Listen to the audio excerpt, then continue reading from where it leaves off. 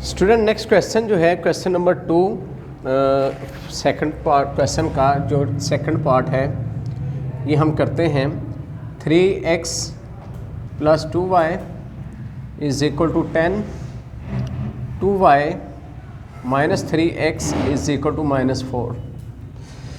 ये क्वेश्चन अब करेंगे वही। सबसे पहले इसको मैट्रिक्स फॉर्म में लेना है। इस क्वेश्चन को स्टूडेंट अक्सर गलत करते हैं क्योंकि लापरवाही और गफलत में क्वेश्चन करें तो गलत होगा। पहली इक्वेशन देखें, x की वैल्यू है, y की वैल्यू है, कांस्टेंट वैल्यू है। दूसरी इक्वेशन देखें, पहले y की वैल्यू है, फिर x की वैल्यू, फिर कांस्टेंट है। ये जो y की वैल्यू पहले और x की बाद में ना, ये कंफ्यूज किया हुआ है। स्टूडेंट्स को कंफ्यूज किया जाता है इस तरह का क्वेश्चन डाल के कि वो क्या करते हैं। अब स्टूडेंट फटाफट इसको मैट्रिक्स फॉर्म बनाते हैं। ज़ाहिर है x के नीचे y की वैल्यू और y के नीचे x की वैल्यू। जब इसको आप क्या कहते हैं थोड़ा सा मैट्रिक्स फॉर्म में लिखेंगे तो आप इसको गलत लिख देंगे, तो लिहाजा क्वेश्चन आपका गलत हो जाएगा। लिहाजा इसको पहले अरेंज करें। इसमें 3x जो है ये पहले लिखें और +2y बाद में लिखें = -4। अब इसको मैट्रिक्स फॉर्म में लें। x का कोफिशिएंट 3 है, यहाँ पे x का कोफिशिएंट -3 है, यहाँ पे y का कोफिशिएंट 2 है, यहाँ पे y का कोफिशिएंट ये 2 है ये भी, और यहाँ पे आपके पास x और y आ जाएगा, और यहाँ पे आपके पास -10 और -4। ये मैट्रिक्स फॉर्म में बन गया आपके पास, है ना। अब आपने क्या करना है, वही इसका नाम a है आपके पास, ये x है और ये b है। आपको x इधर रहने देना है, a उठाएं उधर ले जाओ, उधर जाके a इन्वर्स बन जाता है। इसका मतलब कि आपको a इन्वर्स b फाइंड करना है। अगर आपको इन्वर्स फाइंड करना है तो इन्वर्स के लिए आप जानते हैं कि आपको दो चीज़ें चाहिए, दो चीज़ें रिक्वायरमेंट हैं, दो चीज़ों की रिक्वायरमेंट है। एक तो a का डिटर्मिनेंट जो आपके पास a मैट्रिक्स है, इसका डिटर्मिनेंट निकालते हैं। 3 2 -3 और ये 2, इसका अगर डिटर्मिनेंट निकालें तो क्रॉस में मल्टीप्लाई करेंगे। 3 2 ज़ार 6 -3 2 ज़ार -6, तो इस तरह ये 6 + 6 आ गया जो कि 12 के इक्वल होता है, जो नॉट इक्वल टू 0 है, यानी ये नॉन सिंगुलर मैट्रिक्स है। इसका इन्वर्स पॉसिबल है, तो अगर इन्वर्स पॉसिबल है तो इसको आगे आप चलाएंगे। आगे ये चलाएंगे कि आप इसका जो सेकंड चीज़ जो आपको चाहिए वो है एडजाइंट ऑफ ए। आप इसका एडजाइंट निकालें, इन दो वैल्यूज़ की प्लेस चेंज कर दें। 2 जो है ये ऊपर आ जाएगा, 3 नीचे आ जाएगा। इनके साइन चेंज कर दें, 2 माइनस का हो जाएगा, 3 प्लस का हो जाएगा, यानी -2 और ये प्लस का 3। ये आपके पास एडजाइंट की वैल्यू निकल आई। अब आपने ये जो चीज़ फाइंड करनी है, यहाँ पे आ जाए x = a इन्वर्स b, ये आपको फाइंड करना है। अगर मैं a इन्वर्स का फॉर्मूला लगाऊं तो 1/a determinant adjoint of a, ये इसका फॉर्मूला है, और इसके आगे b जो है ना वो ऐसे लिख दिया। अब इसको हल करेंगे तो x की वैल्यू पहले आ जाएगी, क्योंकि कैपिटल X जो है आप जानते हैं उसका नाम xy रखा हुआ है, ठीक है जी। इक्वल में 1/, यहाँ पे आ जाएगा 12, क्योंकि a डिटर्मिनेंट जो है उसका आंसर आपने 12 फाइंड किया है। ये 12 आ गया, 12 लिखेंगे यहाँ पे। फिर एडजाइंट की वैल्यू, एडजाइंट आपके पास यहाँ पे है 2 -2 3 और 3 ये, और आगे b की वैल्यू है, b आपने ये नेम दिया हुआ है 10 - 4 का, यहाँ पे 10 - 4 लिख लेंगे। तो ये आपने वैल्यूज़ पुट कर दें उस फॉर्मूले के अंदर।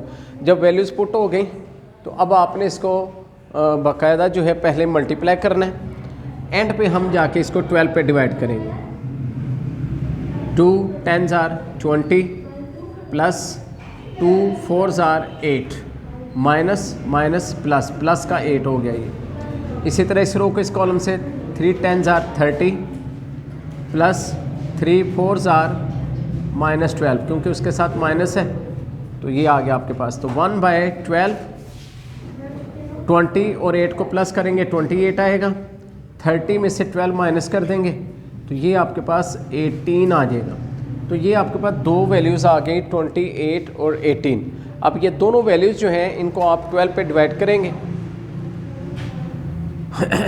x y = 28/12 और 18/12, दोनों को आपने 12 पे डिवाइड कर दिया। तो इस तरह आपके पास क्या आएगा, 12 और 28, ये दोनों 4 के टेबल में आ जाते हैं 4 7s are 28, 4 3s are 12। तो इस तरह 7/3 ये पहला आंसर बन जाएगा।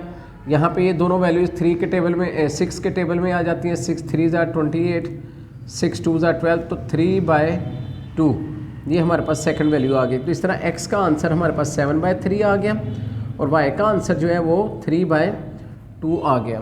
तो इस तरह x और y के आंसर हमने फाइंड करने थे और ये दोनों आंसर हमें इस तरीके से फाइंड हो गए। तो इस तरह ये क्वेश्चन जो है वो हमारा कंप्लीट हो गया। तो जैसे कि हमने पिछला क्वेश्चन किया था, बिल्कुल 100% ये पिछले क्वेश्चन की तरह ही है क्वेश्चन सारा।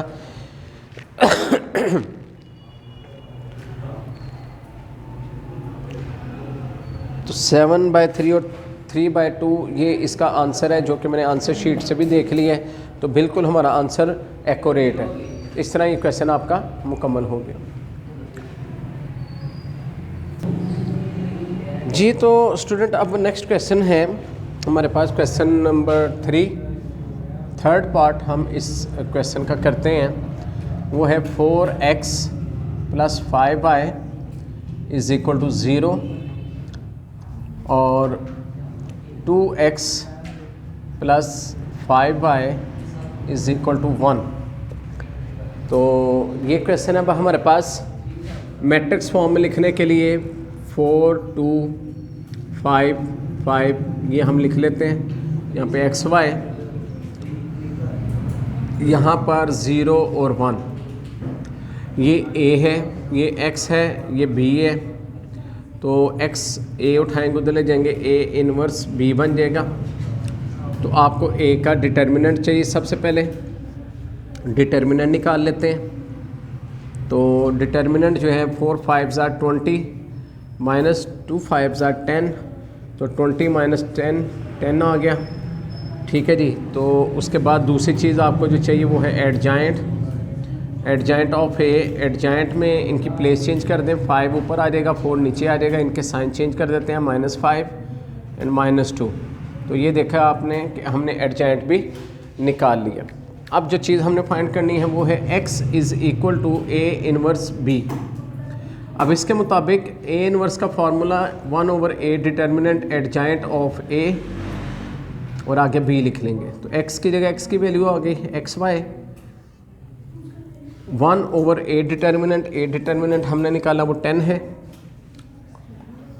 और यहाँ पर एडजाइंट की वैल्यू ये हमारे पास 5 - 5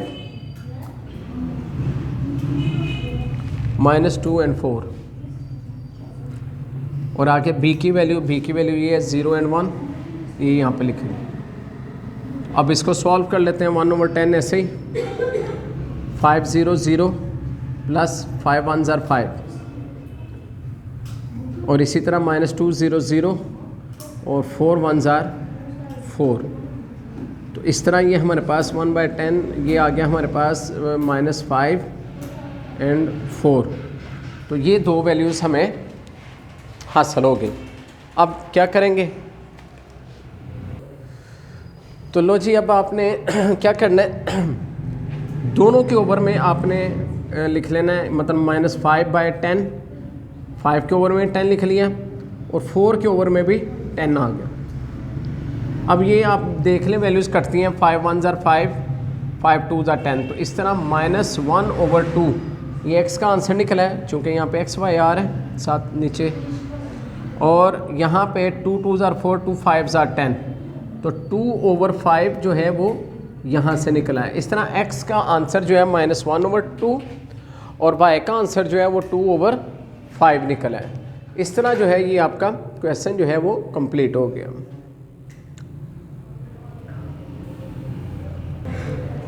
स्टूडेंट, फोर्थ क्वेश्चन बोर्ड पे लिख दिया। सबसे पहले मैट्रिक्स फॉर्म में ले लें। x का कोफिशिएंट 5, x का कोफिशिएंट 3, यहाँ पे x से y का कोफिशिएंट 6 और y का कोफिशिएंट 4 ये ले लिया। यहाँ पे आपने x y ले लिया और यहाँ पे 25 और 17 ये ले लिया। ये x a है आपके पास, ये x है, ये b है। x = a इनवर्स b आ जाएगा। a इनवर्स के मुताबिक आपको a का डिटर्मिनेंट चाहिए। 5, 3, 6 और 4।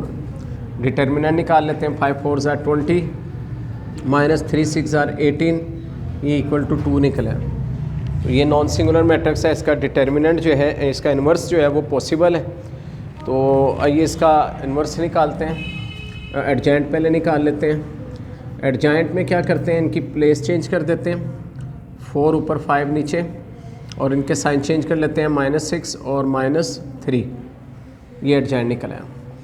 हमने फाइंड करना है x is equal to A inverse B। अब x is equal to A inverse का फॉर्मूला है 1/A determinant adjoint of A, और आगे B ऐसे ही रहने देंगे। x की जगह xy आ गया, और यहाँ पे 1/2 एडजॉइंट की वैल्यू, ये हमारे पास 4 - 6, 4 - 6 और -3 5, और आगे b की वैल्यू, b है आपके पास 25 और 17। तो 1/2 तो ऐसे ही रहेगा। पहले इन दोनों को मल्टीप्लाई करेंगे, रो को कॉलम से मल्टीप्लाई करना होता है, रो को कॉलम से मल्टीप्लाई करते हैं। 4 को 25 से मल्टीप्लाई करेंगे, 100 आ जाएगा, प्लस 6 17 ज़ार, माइनस में 6 7 ज़ार 42, 4 कैरी 6 1 ज़ार 6 और 102 आ गया। इसी तरह -3 25 ज़ार -75 आ जाएगा, प्लस 5 17 ज़ार 85। ये आपके पास दो वैल्यूज़ बन गई। एक आ रही है 102 माइनस का 100 प्लस का -2 आ गया, 85 प्लस का 75 माइनस का 10 आ गया। ठीक है जी। अब नेक्स्ट स्टेप में आप क्या करें, -2 है, इसको भी 2 पे डिवाइड कर दें, 10 है, इसको भी 2 पे डिवाइड कर दें। तो इस तरह आपके पास एक x और एक y का आंसर इस तरह आ जाएगा। ये 2 1 ज़ार 2, आपके पास पहला आंसर -1 आ गया, 2 1 ज़ार 2 2 5 ज़ार 10, और y का आंसर आपके पास 5 आ गया। तो एक आंसर जो है वो आपके पास x का आ गया -1, और y का आंसर जो है वो आपके पास 5 आ गया। तो आपने देखा कि अभी हम ये 4th क्वेश्चन कर रहे हैं। 4 के 4 क्वेश्चन जो हैं वो सारे के सारे क्वेश्चन एक मेथड के हैं। ये मैट्रिक्स इन्वर्जन मेथड है, उसके तहत हम ये क्वेश्चन कर रहे हैं। तो मैट्रिक्स इन्वर्जन मेथड के तहत ये क्वेश्चन हो रहे हैं। तो इस क्वेश्चन के 2 पार्ट रह गए।